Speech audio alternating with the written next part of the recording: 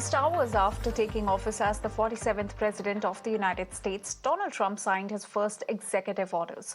Some of the orders include his decision to pardon people charged with the 2021 Capitol Hill riots, withdraw Washington from the Paris Climate Agreement and World Health Organization, delay the ban on TikTok by 75 days, and revoking a total of 80 Biden-era actions.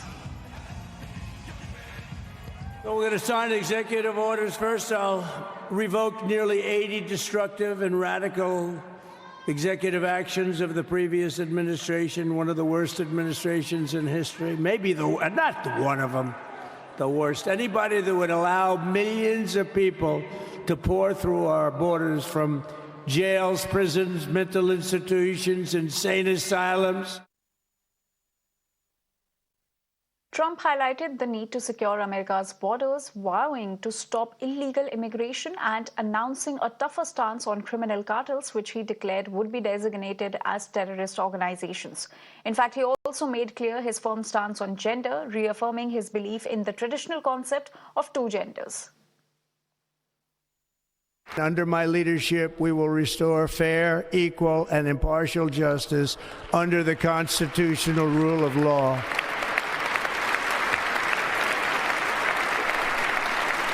And we are going to bring law and order back to our cities. This week, I will also end the government policy of trying to socially engineer race and gender into every aspect of public and private life.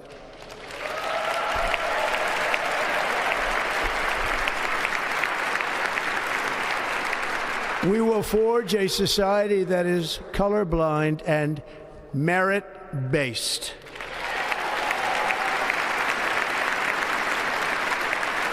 As of today, it will henceforth be the official policy of the United States government that there are only two genders, male and female.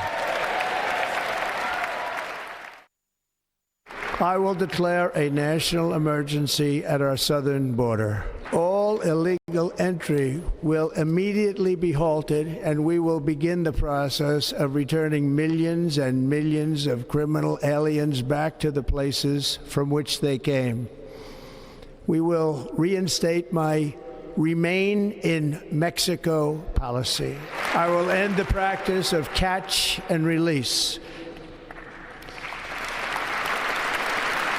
And I will send troops to the southern border to repel the disastrous invasion of our country.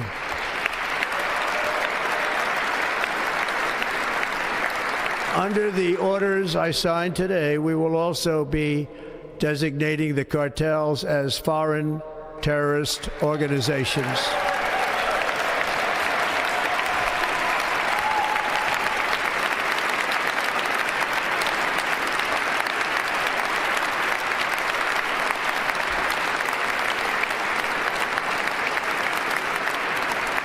And by invoking the Alien Enemies Act of 1798, I will direct our government to use the full and immense power of federal and state law enforcement to eliminate the presence of all foreign gangs and criminal networks, bringing devastating crime to U.S. soil, including our cities and inner cities.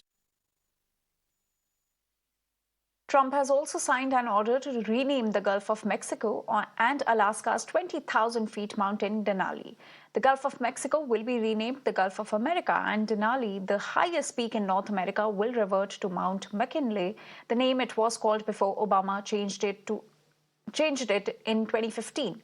Donald Trump also reiterated his threat towards the BRICS nations, stating that countries that are part of this organization would face 100% tariffs on trade with the U.S. if they continue with their de-dollarization efforts.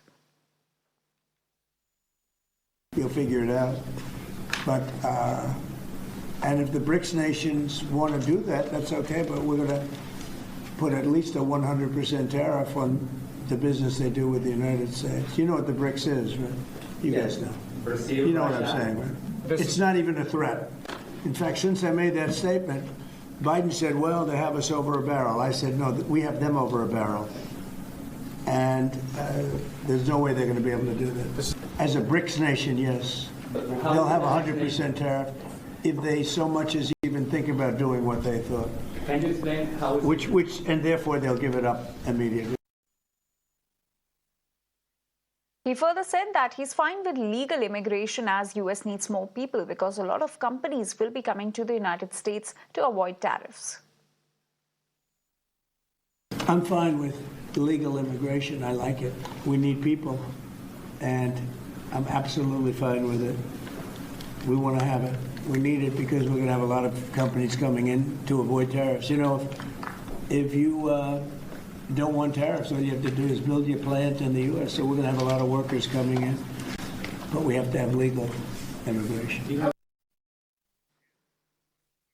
President Trump entered the Commander-in-Chief Ball with First Lady Melania Trump to a thunderous ovation. The two promptly began dancing.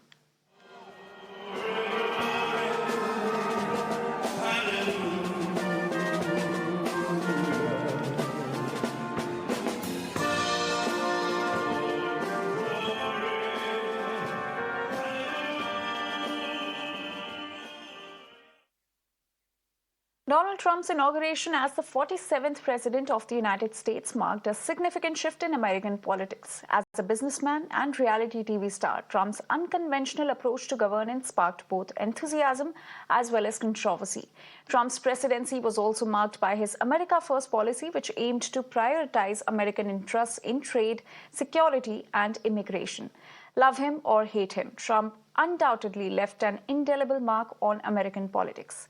Now, Congress's Sam Pitroda joins us to shed light on what the US and the world can expect from Trump 2.0. Mr. Pitroda, firstly, I want to understand that what is the general sense of Trump 2.0, especially how are the Indian Americans viewing this? As you know, in 2024, there were elections in about 64 different countries. And most of the countries have been fighting to keep democracy in check. Unfortunately, in many parts of the world, democracy is under threat in many different ways. By authoritarian mindset, by a very strong leader as pursued by populist, and especially two main countries, India and US, have shown that democratic forces, especially liberal, have lost ground. And it is of concern to many, mainly because in democracy, where institutions are weakened, where civil society is under stress, and media is basically manipulated, managed, at times to create fear, insecurity, hate, with lies. People are concerned. So these kinds of concerns have become now global. I believe it has a lot to do with the way social media has played out in the last decade. So in the US, on one hand, there is a lot of excitement by a large group of people, and there is a lot of disappointment by another group of people. So time will tell us how things get implemented and how policy get translated. Indian Americans are predominantly Democrats. But then there are many who are Republicans. And that's the beauty of democracy, that you get to select your own candidate, policy, programs, philosophy. Mr. Pitroda, the kind of relationship India and the United States have had in the past few years has been healthy and based on constructive mechanism in case of two countries. But we also have a China factor that has always been influencing it. Do you see Donald Trump 2.0 being a little softer towards China this time around? And should we be concerned? It depends because the relationship with India has been more transactional than strategic. Whenever there is transactional relationship between largest and oldest democracies, it bothers me. These two countries must have long-term strategic relationship and not transactional. Today it is, I buy this from you, I sell that from you. And everybody stands there and claps. Everybody says, what a great idea. It is basically buying and selling. It is not about how we are going to work together to improve education, to improve health, to improve security, to improve manufacturing. Like what happened with China. US went all out to move manufacturing to China more as a transactional relationship. And then it turns out it became a very strategic issue because today West doesn't produce anything. All manufacturing has gone to China. It was transactional. No one thought about it more as a strategic. And as a result, now the world is in a mess because they don't produce anything. And if you don't produce in democratic framework, you pay long-term price. So I wish that the relationship we have moves into a strategic positioning to systematically bring manufacturing, not just to India, but to all democratic countries. All right, Mr. Sam Pitroda, thank you for speaking to Mirror Now and sharing your views on the Trump 2.0 administration. Well, that's all in this edition, but news and updates continue here on Mirror Now. Thanks for watching.